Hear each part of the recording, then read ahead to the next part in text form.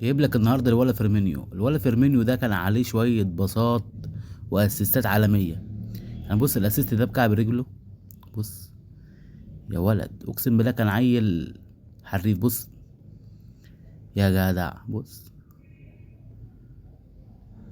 بص ده الماني سهل. محمد صلاح فنشها له على طول بكعب رجله. كان بيلعب للمتعه بس الواد فيرمينيو ده، بس كان بينزل يمتع نفسه. يا ولد يا فيرمينيو. بص برضه لمحمد صلاح. شايف الاسيست؟ بيترجمها له الجول محمد صلاح على طول.